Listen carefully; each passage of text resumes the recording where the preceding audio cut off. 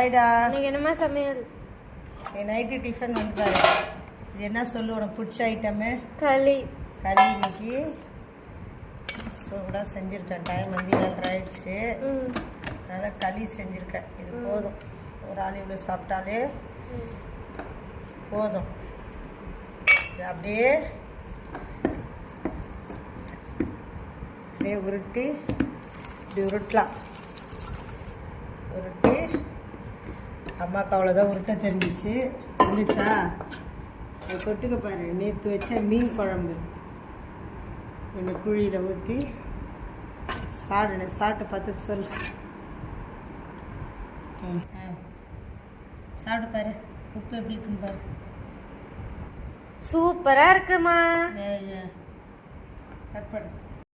எனக்கு களி ரெடி ஆயிடுச்சு. வாங்க சாப்பிடலாம்.